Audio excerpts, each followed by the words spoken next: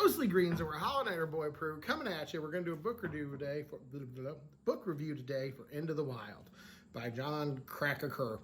A lot of people had to read this in school. I was supposed to. I didn't, but I loved it. It was awesome.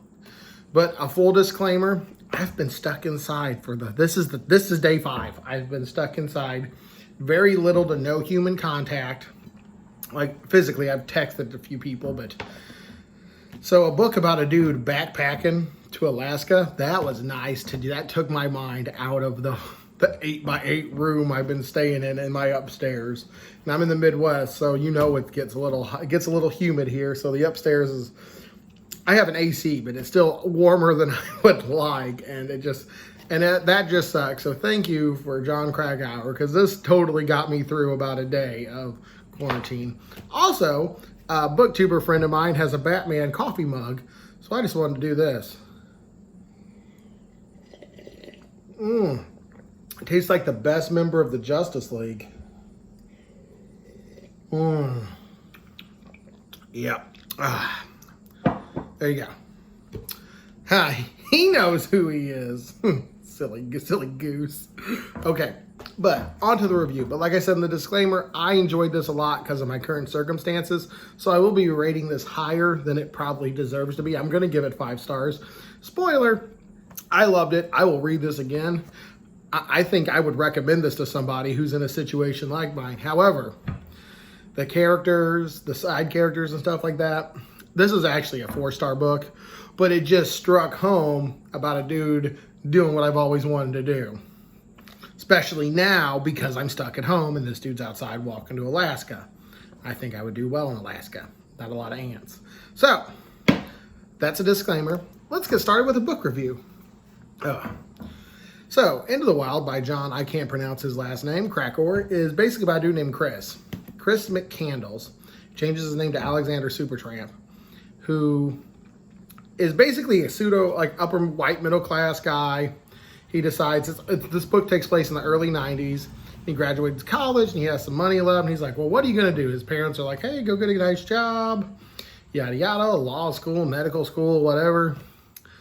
But instead of that, he buys a shitty fucking 1980s Datsun car.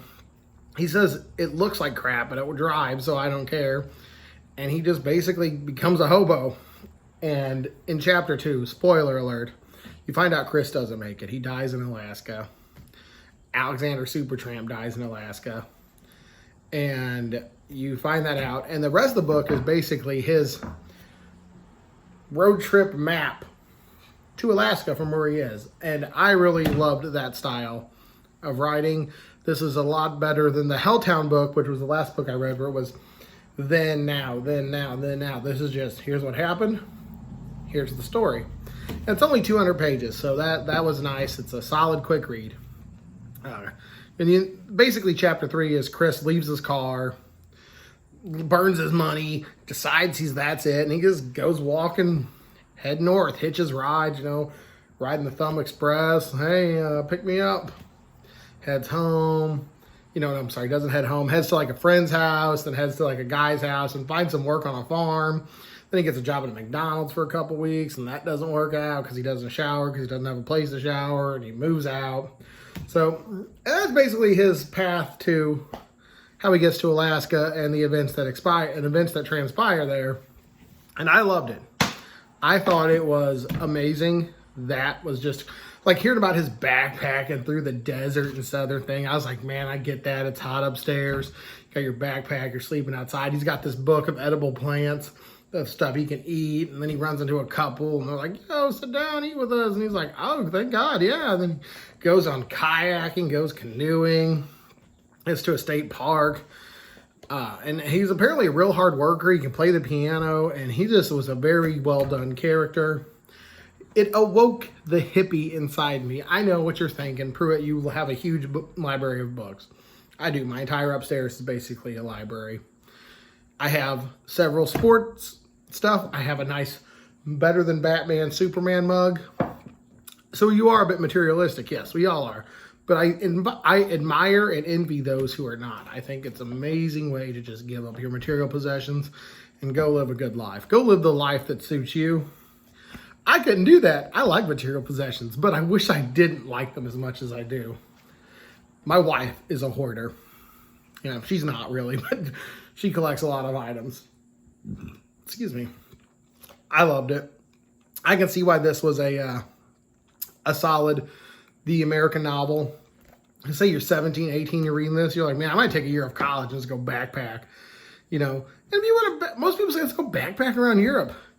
You don't want to backpack around the U.S. Most people speak the language. You know, you can read the signs, and I think America's got a lot of stuff to see. Grand Canyon, national parks, all the beautiful wonders of the world.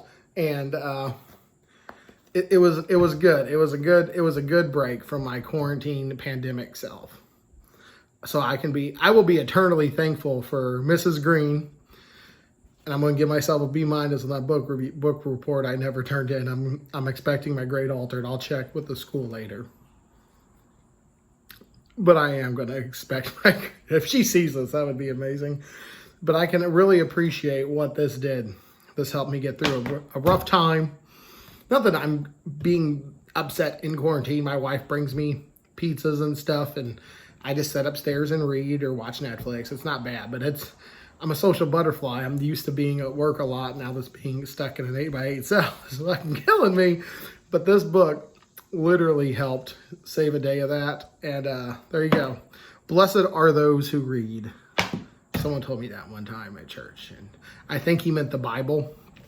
But I just took that as that's true, because I got a whole library of ways to get away. So that's awesome.